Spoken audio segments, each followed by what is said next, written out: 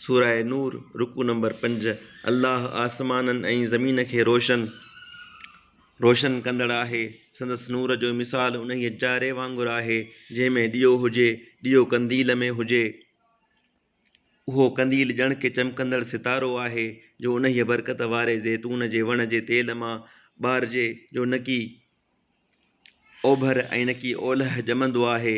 संदसि तेल जो जेतोणीक बाह न पहुती हुजेसि त बि सोझरो करण खे वेझो आहे। नूर ते नूर आहे। अल्लाह जंहिंखे घुरंदो आहे तंहिंखे पंहिंजे नूर सां सिधो रस्तो ॾेखारींदो आहे ऐं अल्लाह माण्हुनि लाइ मिसाल बयानु कंदो आहे ऐं अल्लाह सभु कंहिं शइ खे ॼाणंदड़ आहे।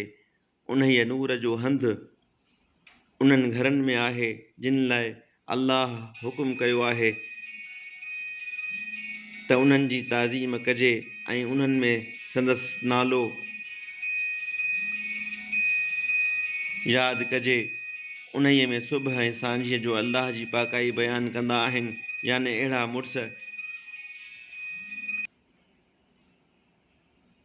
उन्हीअ नूर जो हंधु उन्हनि घरनि में आहे जिन लाइ अल्लाह हुकुम कयो आहे त उन्हनि जी ताज़ीम कजे ऐं उन्हनि में संदसि नालो यादि कजे। उन्हनि में सुबुह ऐं सांझीअ जो अल्लाह जी पाकाई बयानु कंदा आहिनि, याने अहिड़ा मुड़ुस जिन जो उन्हनि खे वापारु ऐं न की सौदो अल्लाह जे यादि करण ऐं निमाज़ पढ़ण ऐं ज़कात ॾियण खां झलींदो आहे। उन्हीअ ॾींहं खां डुॼंदा आहिनि जंहिंमें दिलियूं ऐं अखियूं उबतियूं थींदियूं, हिन लाइ त जेकी तमामु चङा अमल कयऊं तिन जो अल्लाह खेनि बदिलो ॾिए ऐं खेनि पंहिंजे फज़ल सां वधीक बि ॾिए। ऐं अल्लाह जंहिंखे घुरंदो आहे तंहिंखे अणॻणी रोज़ी ॾींदो आहे ऐं जिन कुफ़ुर कयो तिन जा ऐमाल ऋण पट जे रुञ वांगुरु आहिनि। उञूं उनखे पाणी भाए तांजो जॾहिं उन वटि पहुचे तॾहिं उनखे का शइ न लहे ऐं अल्लाह खे ई पाण वटि लहे, पोइ उहो खेसि संदसि हिसाबु पूरो पहुचाए ॾिए ऐं अल्लाह जल्द हिसाबु वठंदड़ आहे। या काफ़िरनि जे अमलनि जो मिसाल ऊंदाहिनि वांगुरु आहे जो